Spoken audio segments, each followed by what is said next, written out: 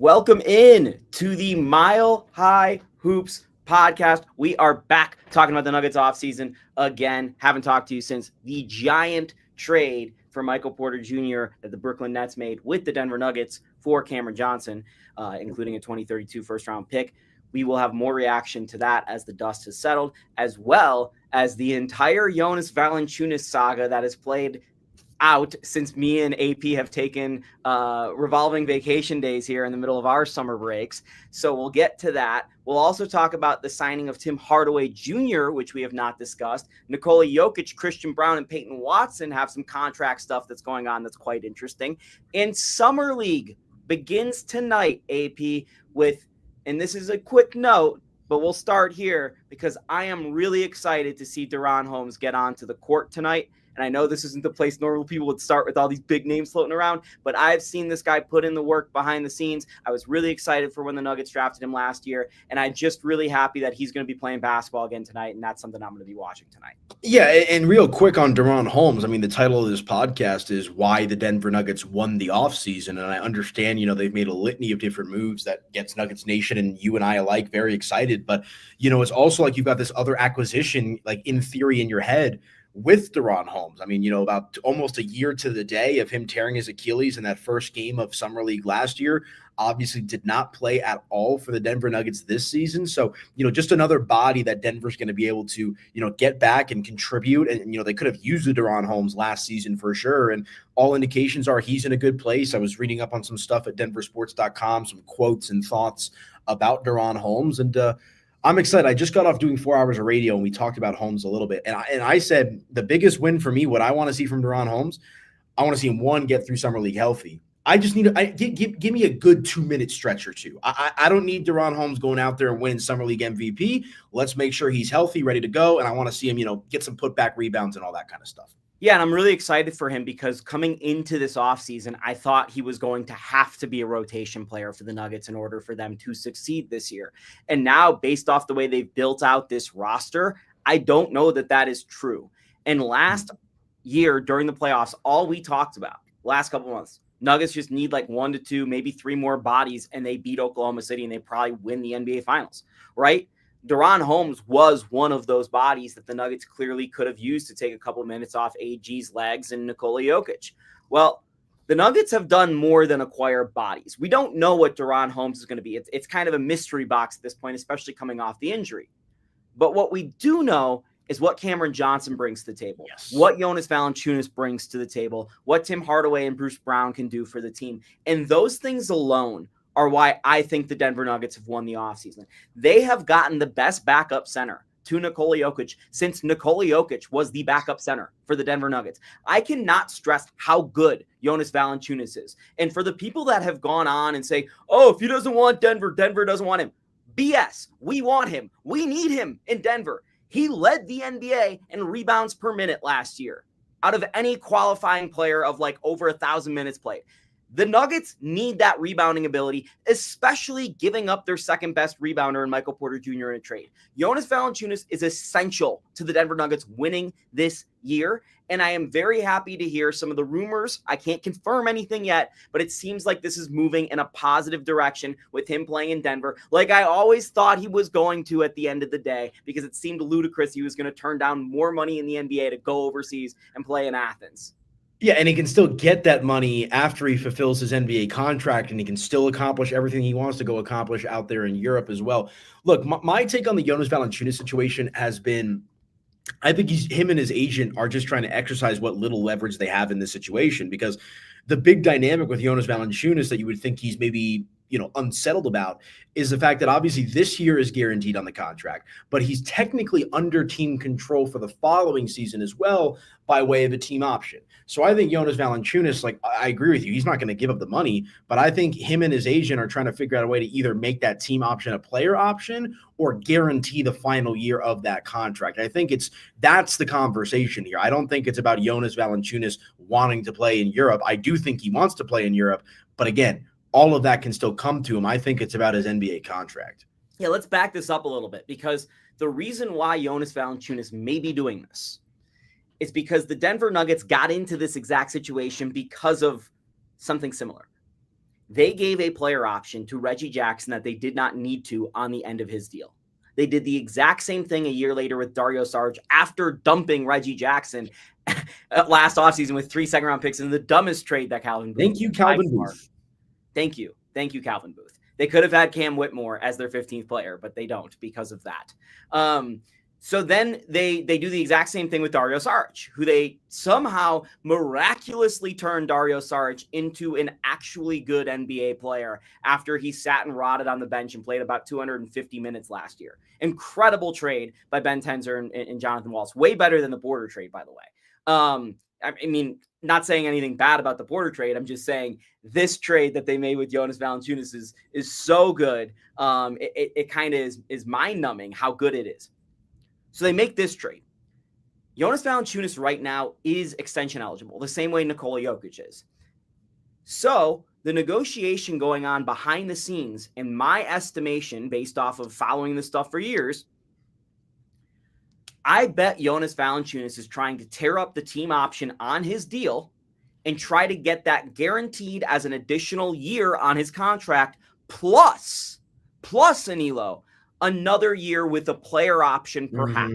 So people are talking about next year. I'm talking about not only next year, but the year after that. So I'm talking about 27, 28. And maybe this is a situation with the Nuggets front office, similar to Fred VanVleet, not as much money, where the Rockets ripped up his $44 million salary or whatever it is, and they gave him $50 million over 2 years instead of 44 this year. So maybe it's a situation where the Nuggets can find a way to bring back Jonas Valanciunas, not this coming season, but the following season for maybe $6 or $7 million. And that salary extends with a player option to the following year. Now, that's a lot to do in terms of promising money to a player that is not guaranteed in terms of like how he fits just quite yet. But this is a move the Denver Nuggets have made in the past when they traded for Kentavious Caldwell-Pope.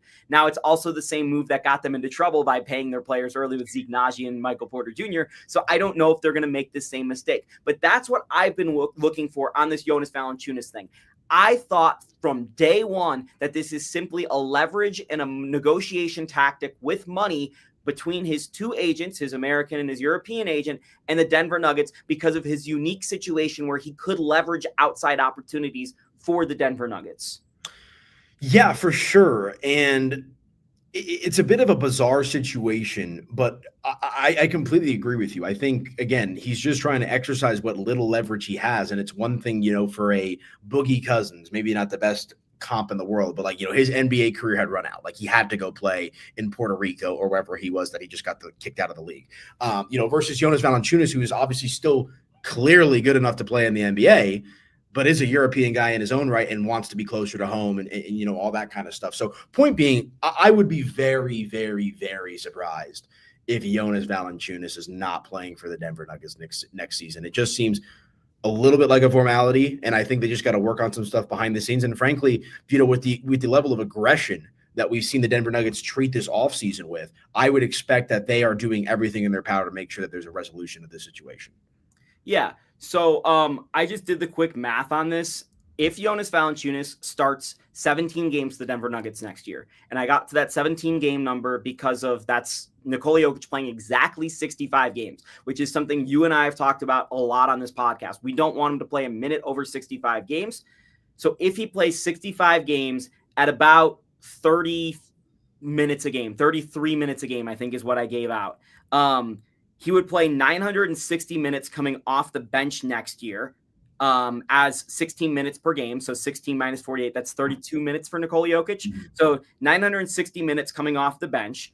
And then with those 17 starts where he's playing 30 minutes, that's another 510 minutes. So he's playing 1,500 minutes just in the center minutes for the Denver Nuggets, let alone maybe perhaps playing sometimes with Nikola Jokic. Now, I don't know if that's going to work exactly. Jonas does shoot the ball a little bit. Most people don't realize it because he didn't do it last year.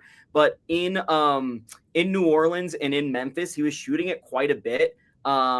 He was like at a 35% clip on 1.5 per game over those times. Now, I'm not going to want those shots in the playoffs, but in the regular season, maybe he shoots to a game. That's fine with me. So in all of this, and what I'm trying to say is there are going to be plenty of minutes for Jonas Valanciunas to play this year and earn his keep and be a part of this team. And last year, Jonas Valanciunas did was 10.4, 7.7, and 2 assists as a backup to Alex Sarr and a backup to Domantas Sabonis. Shot 55%, 67% at the rim AP. And this is the best number as a post-up hub. He scored, when he's posting up, it's 1.05 points per possession, which is 75th percentile in the NBA, which basically means Jonas Valanciunas can play a mini Jokic-style role that we wanted Dario Saric to play that just did not work. And I've thought for a while that the Nuggets bench needs to orient itself in one of two ways. One, go completely opposite of what Nikola Jokic does and run like kind of a hard roll, pick and roll thing that they did with DeAndre Jordan and Jamal Murray for a little while. Or two, try to recreate Nikola Jokic, but obviously to a lesser extent. And that's what they're doing now. And I love it because I think Valanciunas is a player, former 5th overall pick, who has the talent to pull some of these things off. And he's still at a place in his career where he is good enough to do it. And by the way, he's gotten so close to a championship. He was traded from the Raptors team that won midseason for Marc Gasol. He's probably very hungry, and I can't blame him for being disappointed given the fact that he was in Washington and Sacramento last year. Now, I know he signed in Washington on his own volition, but he's played on some lousy NBA teams since he got traded basically from Toronto.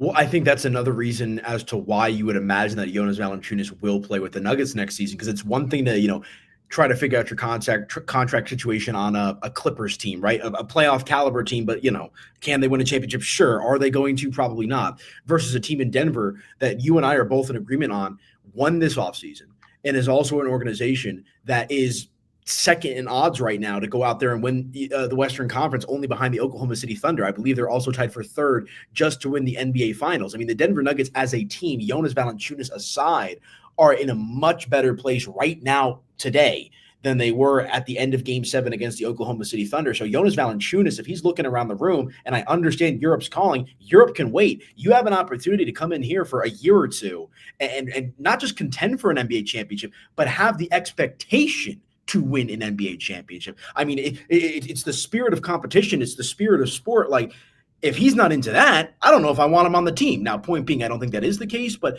there's a lot of reasons outside of money as to why Jonas Valanciunas should want to play for the Denver Nuggets. I'm interested to see how he looks playing for Team Lithuania this summer. That's something I'll be watching this summer, as well as Nuggets Summer League. The stuff, just to put a bow on the Europe stuff with the club in Athens, their starting lineup, by the way, is stacked. They've got Kendrick Nunn, they've got Juancho, they've got TJ Shorts, who is MVP in EuroLeague or was like runner-up last year. Really good team.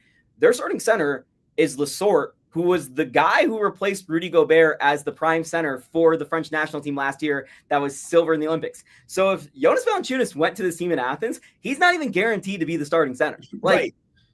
And by the way, the games are only 40 minutes long. So it's way less minutes and they play fewer games. So I'm not really sure that this is a serious leverage play as much as it's made to be out through the media. And I think the Nuggets have a handle on this, and I'm not too worried about this moving forward. But he was only the second best player the Nuggets have gotten this offseason. The number one player the Nuggets have gotten this offseason is Cameron Johnson, who they acquired in the Michael Porter Jr. trade. Now, Cam is a very strong player coming off a career year where he had 18 points per game. He is one of the best shooters in the NBA in terms of spacing, creation, actually hitting down his shots. He shoots more threes per game than Michael Porter Jr. At about the same rate, which is pretty stunning because Michael Porter Jr. shoots some of the most threes in the league.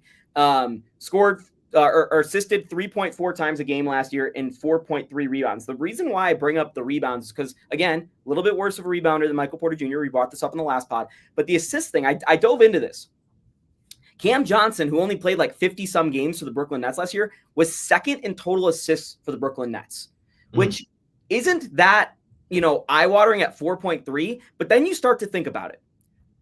He scored a career high getting passes from Cam Thomas, who does not know how to pass, and Nick Claxton, who's an inside big who does not pass. Career high with no point guards. Okay. And then he's doing a lot of the creation himself, right? Is what that means, right? For guys that aren't really a lot of good scorers. So I'm seeing inside of Cameron Johnson a player who has made improvements that some statistics are showing, but not necessarily in the way you see. I wouldn't be surprised if Cameron Johnson scores 16.5 per game, 17 per game for the Nuggets last year, and bumps that assist number up to 5, because I think they do need more creation on the wing, and it's something we talked about time and time again in the playoffs is they just need more ball skills. Yeah, no, 100%. And I think, you and I talked about this a bit in the initial reaction show to Michael Porter Jr. I mean, getting anything additional on the assist front is a massive win for the Denver Nuggets because you know exactly what you're getting from Cam Johnson from a shooting perspective. And the thing that I've become more and more excited about with Cam Johnson is just his overall basketball IQ. I mean, he's a very, very smart basketball player. And obviously you've got the smartest basketball player in the world in Nikola Jokic, and you pair that up, and this isn't a shot against MPJ, but it's like you're getting similar scoring production, maybe a little bit of a lower ceiling from 3-point land, but he's going to make up with that with consistency, with defense, and to your point, assists and just overall playmaking. I mean, it's a huge win for Denver. Yeah, and he's going to be a guy that cuts a little bit better than Porter just because Porter's limitations with his flexibility and his athleticism at this point with the back injuries. I am a little bit worried about Johnson's health. He's had some real bad hamstring and knee issues over the last few years. He's actually played fewer games than MPJ in all of the last 3 years. MPJ's fewest amount of games played would actually be the highest Johnson's played in the last 4 or 5 years. So a little bit worried about that. But again, if we're hitting that 65 number on any of the starters, we're good, especially with Bruce Brown and Tim Hardaway making up some of the bench. So yeah, I'm really excited for the Johnson pickup. I listened to him talk today on the Young Man in the Three podcast. He is really well-spoken, and I'm not surprised that he's the player representative for the Nets, or was for the player representative for the Nets for the Union. Those guys generally are really articulate. And I think that's something the Nuggets needed in their locker room, as well as another thing the Nuggets needed in their locker room. And this is something maybe you're not going to get on every other podcast. But Cam Johnson and Tim Hardaway, and what I learned about them on the Young Man in the Three very quickly is they're talking about us and we and the culture, and how Hardaway helped change the culture in Detroit last year, and how Johnson's excited to play with veterans and what that can do for his career and how he can help and stuff like that, and how he wants to be part of collective. Those two guys, along with Bruce Brown, who clearly wanted to be in Denver, are 3 guys who are excited to play with Nikola Jokic and Jamal Murray and excited to be a part of the Denver Nuggets organization. I don't think that was true of some players who are leaving this offseason, specifically one who is going to get aggregated if I say it. So I'm not going to say his name. Why not? It's for the clip. I just think that what this locker room can be with Cam Johnson and Tim Hardaway Jr. is so much better than what it was with Russell Westbrook in it. I really do. I agree. I think Westbrook was a detriment to the locker room, and people were scared to say it, and Aaron Gordon had his back, and that was cool because it was the middle of the playoffs. But it's something I talked to you about, privately before the season even started last year, is Russell Westbrook is going to be one of the reasons why Michael Malone gets fired. And it's exactly what happened. You did say that. It's exactly what happened. And I'm not saying he was the reason, or that's the reason why Michael Malone was fired, or that Michael Malone didn't deserve to be fired. But I think that there were some rifts in the locker room, especially when Russell Westbrook got out to the style of play he got out to so early, where he looked like a renewed version of himself. And he started getting the star treatment, not only across the league, but within his own locker room. He was replacing Jamal Murray on graphics, right? It was a little bit ridiculous. You bring that into the second half of the season, where Russell Westbrook started struggling, and he was still getting that treatment. I think it caused some issues. I really do. And this is not off of the best sourcing information. This is just off me showing up and looking at things and how they were and how these players interact. I don't think that was the best thing for the Nuggets locker room. And I think ultimately with Russ's status in the league, it caused some issues because there were sides. Peyton Watson, for instance, Russell Westbrook's one of his role models. Going to be hard for him to feel, not like he loves this guy. And, Russ was bringing him into gyms when he was 16 years old in LA. I'm not saying Peyton felt one way or the other. I don't know. DeAndre Jordan has been a friend of Russell Westbrook for years and years and years. And that has been the Nuggets' key vet. That might have been an issue with the other players. Now, you look at what the Nuggets were a couple years ago when they won the championship. And their core veterans, with DeAndre being the core vet. They also had Reggie, and they had Ish, and they had Jeff Green. They haven't had a good, consistent core of vets over the last couple years. They haven't. Adding Cam Johnson, who's been in an NBA Finals, Tim Hardaway Jr., who's in his 30s, Bruce Brown Jr., who's been there and done that, I think is going to make this locker room a more pleasant place to be. And it's something you've heard about on the other podcasts. As I start this talking about, we're the only podcast talking about, on the other podcast, the last year the Nuggets weren't, a pleasant place to be around. Ball Arena wasn't a pleasant place to be around. It wasn't until David Adelman took over. I think this is all a part of reinvigorating the culture that made the Tim Connolly and Michael Malone early days so special, and that build up to a championship that has been gone over the last year and a half or 2 years. Yeah, and again, I think that also feeds into why they won the offseason, because of how they've been able to kind of thread the needle without completely blowing up the roster and also not completely running it back. Like, it feels like they found this happy medium of identifying their core pieces. They clearly think that's Jamal Murray, Christian Brown, Nikola Jokic, a couple other guys as well. And they went out and got high-quality vets that obviously can play at a high level, but fit the overall mold of the chemistry and just the vibe in the building. I mean, 100%. Like, I didn't really think about it too much until you brought it up on a pod right after the season about just how off the vibe was in that building compared to years past. And you brought that up and I was like, yeah, you know what? You're right. Like, it just feels not tight, but like it just quiet, a little bit of anxiety, a little bit of, drama, I guess you could say, that you could sense just kind of brewing behind the scenes here a little bit. So no, man, I'm super excited. And, it's a shame that the season just ended, because I'm ready to see this team go out there game one. I'm watching Summer League on the TV the other night at the bar, and I'm like, my gosh, I'm watching basketball here already, so it's an exciting time to be a Denver Nugget fan. And I just think, my friend and a mutual friend of yours, my buddy Fish, I want to give him a shout out here because he brought up a great question that I used on the radio. I was with him, I want to say on Saturday or Sunday, and diehard Nugget fan, his whole life. And he asked me the question, something along the lines of, the moves we've made this offseason are essentially perfect, right? And a lot of Nuggets fans are not used to them hitting a home run out of the park when it comes to being aggressive in free agency and whatnot. So I'll ask you, are these moves truly perfect? Or is this Nuggets fans should they be worried about how perfect these moves seem on paper because something might be brewing, behind the scenes that we don't know about? A couple things I'm worried about. Jonas Valanciunas, how is that actually going to play out as the backup center? Just because it hasn't worked out with a lot of other talented players, including Isaiah Hartenstein. I'm sure there's going to be times where Nuggets fans hate him and he's going to be a minus on the court, and we're going to be begging for Adelman to put Jokic back in at the 9-minute mark of the fourth quarter. I'm sure that's going to happen. So I'm curious to see how that plays out. That's not my main concern. My main concern is backup point guard play. The Nuggets still don't have a clear backup point guard. It's probably Bruce Brown right now. Probably. Yeah. And you might have enough creation if your stagger lineup is Bruce Brown, Aaron Gordon, and Jonas Valanciunas. That might be enough creation for, 12 minutes a night. A little bit worried about that. Jalen Pickett is not playing in Summer League. I think he could probably use the reps, but he showed some stuff towards the end of the season that makes me think he might actually be an NBA player. Now, is he a third-string guard or a backup guard? I'm not sure, but I think that's the big question with Jalen Pickett. And in reality, he can't play in the playoffs. He's too small. We got to Valanciunas real quick to bring it back to him. He backed up, Sabonis, correct? He backed up Sabonis last year, played alongside him a little bit. And before that was Alex Sarr's backup in Washington. He started the year before for New Orleans, but he might play alongside Jokic at times.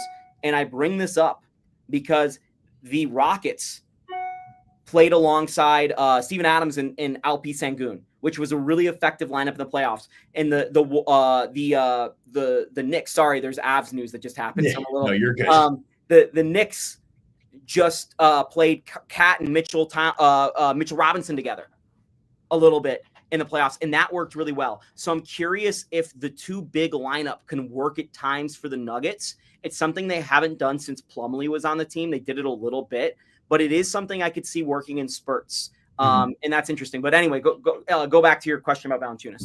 No, because in general, we have seen him in a backup type role, and you mentioned, and with Sabonis in particular, people have kind of thrown out the poor man's Jokic comparison, right? He's a great, great player. Nobody's Nikola Jokic, and I don't mean that as a slight, but maybe we do have a little bit of a sneak peek of what that looks like because there is some similarities between the two. Yeah, no doubt. So those are my two big questions. My third question is do the Nuggets have enough perimeter defense? I still am curious about that. It's a problem that they've had basically the entire Nikola Jokic era, except for the 2 years of Kentavious Caldwell-Pope. Bruce Brown adds a ruggedness. He isn't particularly the greatest defender, but he's rugged. He tries hard. Athleticism. Right. He does a lot of good things. Like I'm never going to fault Bruce. Christian has taken a lot of strides on defense. I think if he does that again next year, we're going to be talking about him maybe as an all defensive second team type player. Like honestly, like that's the level Christian Brown was ascending to towards the end of last year. So that would totally solve some issues. Cam Johnson is not as good of a defender as a lot of people remember him as in Phoenix. He just was not that guy for Brooklyn. Maybe it's because the team didn't matter and they didn't care.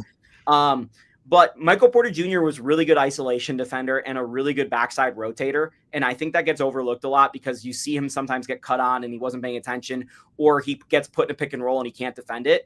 But when he was in isolation against SGA in the Thunder series with one arm, he was actually really good at defense. And that's something that Cam Johnson with a little less size, I'm going to have a question mark about. AG's legs, obviously there. So I'm still curious with that 15th and final roster spot. Do they decide they're going to bring in a third string big because they don't really have a third string big right now? Duran, Holmes, Zeke Naji, maybe those are kind of both power forwards. Do they bring in more of a true veteran point guard? Do they bring in a 3-and-D type player, another one? Because Tim Hardaway Jr. doesn't really play defense either. That's the secret on Tim Hardaway Jr. So that's my concern about the Nuggets. So the dark underbelly, to answer your question, Fish, is they might not have a backup point guard. They might still be a little bit weak on defense on the perimeter, and they might not have a solution to Jokic quite yet, but this is the best option. Yeah, I think that's fair. And I'm curious to see where they do go with that final roster spot. I would think if there's a 3-and-D guy out there, that's probably where you go, just because, frankly, you can't get enough 3-and-D guys on an NBA roster. And to your point with Tim Hardaway Jr., and they won an NBA championship being thin at backup five. Like, well, let's call it like we see it. So, just getting a Valanciunas in and of itself is a massive win that I would probably look elsewhere in regards to that extra roster spot. And Nilo, I think that's a really good place to finish off your two-way. Your third two-way should probably just go to a 7-footer. Just a guy that you can run out there maybe 20, 25 games for 8 to 10 minutes. The nights Valanciunas is starting and Jokic is on the bench. Yeah. That's a perfect spot for a two-way, in my opinion. Yeah, no, that's a good point as well. And this is the ultimate margin move, right? Like, they've gotten significantly better with Tim Hardaway, Bruce Brown, obviously Cam Johnson, and hopefully, fingers crossed, Valanciunas. That I also don't hate the idea. You talk about a 7-footer. I might just take a high risk, high reward type of player just because he's not going to play all that much. It's really a garbage time minute eater. Yeah. So, they still do have quite a bit of assets to somehow they've finagled, the ability to give a full mid-level exception, just under it if they're trying to stay under the first apron, and a little bit under that if they're trying to stay under the tax. Mm-hmm. But they can give a pretty significant contract out, meaning they might not be done with their rotation, which again pushes guys like Julian Strawther and Peyton Watson down right now. Yep. Julian Strawther is going to be fighting Tim Hardaway Jr. for minutes. Oh, yeah. Like, that's going to be an interesting storyline to follow. Peyton Watson's going to be, kind of in there fighting for minutes with Duran, Holmes, Cam Johnson, Aaron Gordon. And I just made the point on the radio that I'm giving Duran, Holmes, what have Peyton Watson and Julian Strawther shown you, like, cement-wise, that solidifies them in the rotation? I'm letting Duran, Holmes going out there and compete. This might be a hot take, but I think Julian Strawther's actually proved more to be a rotation player than Peyton Watson. Oh, I don't think that's a hot take at all. Okay, because over 2 years I've watched him, and he's gotten hurt at inopportune times both times. But 2 years in a row, Julian Strawther proved to be an important little bench microwave type scorer for the Nuggets, and then got hurt right before the playoffs and wasn't impactful then. Right. Peyton has just been super athletic. I think if the finishing gets fixed this offseason, he actually is a really viable player in the NBA. His defense is fantastic. The shot's a little bit slow. It comes and goes, but that's to be expected sometimes from those athletic 3-and-D wings. So I still have high hopes for both those guys. But it's funny because Peyton might be relied on a little bit more, whereas Julian's proven it a little bit better, just the way the roster has shaken out. But the thing that with Tim Hardaway that we didn't talk about at all, and the thing that's the through line on all these moves, down to even Reese Beekman and Tamar Bates, who they've brought in to potentially be two-way guys. Mm-hmm. Ben Tenzer and Jonathan Wallace have changed the identity of this team. They were last in 3-point shooting attempts last year.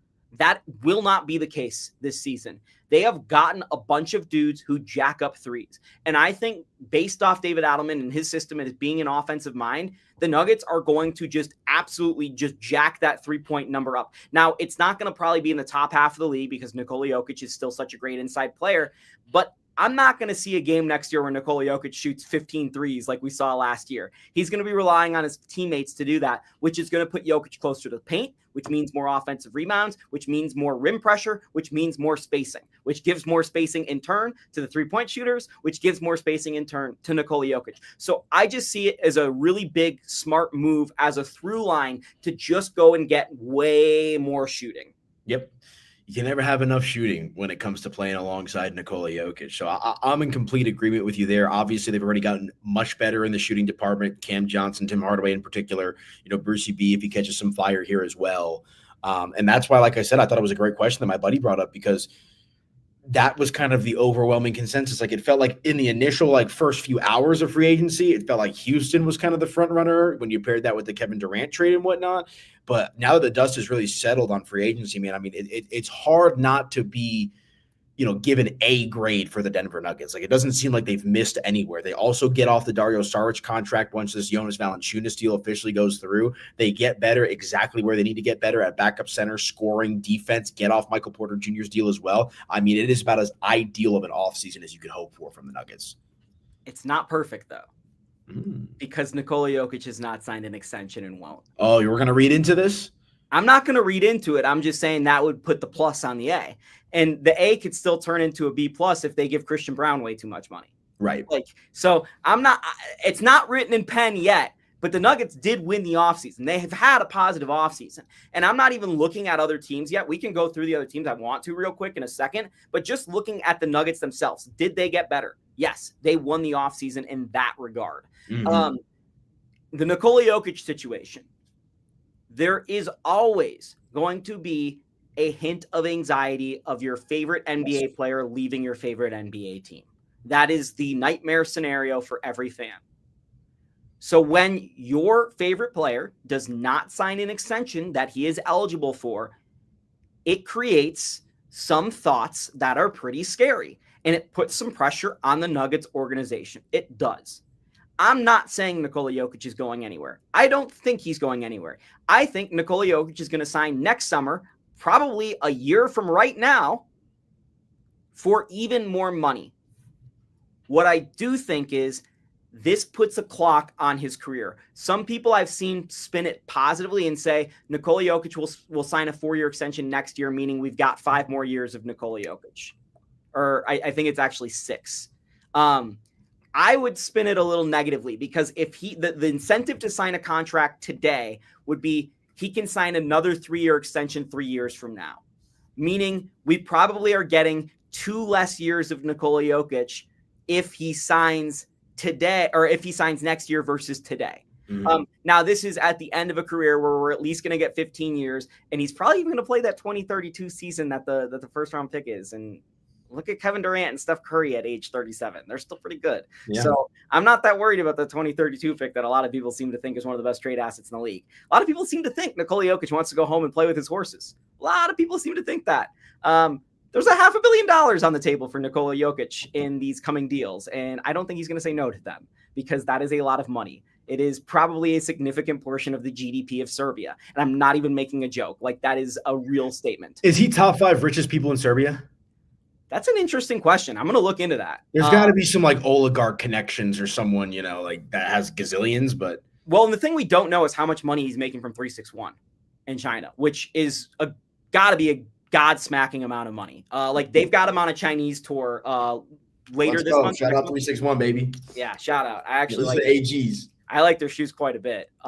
Send us more shoes, 361. We like the shoes. So I'm not looking into this Nikola Jokic thing as, is he going to go team up with Luka and the Lakers, blah, blah, blah. I'm looking at more of this from a 6-7 years out standpoint, and how does Nikola Jokic finish his career? Because when he signs this extension will kind of determine how he plays out the final days of his career with those contracts, especially because the CBA has this 38 rule where you can't sign a longer extension when you're over 38 years old. So that's how I read this Nikola Jokic thing. I don't think it's anything to panic about, but it is something to monitor. And it is something that's going to hang over the Nuggets season. No doubt about it. So anyway, let's look at the other couple teams that have good championship odds. And I want to put it through the perspective of this. The final four in the NBA was the New York Knicks, the Indiana Pacers, the Oklahoma City Thunder, and the Minnesota Timberwolves. Mm-hmm. I don't think any of the four got better. The Indiana Pacers definitely got worse because Halliburton's going to miss the year and Turner's gone. The New York Knicks fired a good coach for a decent coach. I liked them picking up Yabusele, but I did not like them letting go of some of the pieces they did in Precious Achiuwa and some other guys. So maybe it's marginal. Maybe they're about the same team. They were also remarkably healthy last year. The third team here, the Minnesota Timberwolves, lost Nickeil Alexander-Walker. They're going to be worse. Nickeil Alexander-Walker is a really good player. The fourth team, the Oklahoma City Thunder, have extended all their players. They'll probably be about the same, which was the best team in the NBA last year, but there's going to be some championship pressure and hangover stuff. So looking at the teams in front of the Nuggets, I think the Nuggets can catch all those. The team behind the Nuggets is the Houston Rockets, who definitely got a lot better, and that's the one that scares me a little bit. Here's where I'm at with the Denver Nuggets as it pertains to the Western Conference. Like, obviously, by default, the Oklahoma City Thunder are going to be the favorites. They're young. They also just committed nearly $1 billion to J-Dub, Chet Holmgren, and SGA in the span of a week or so.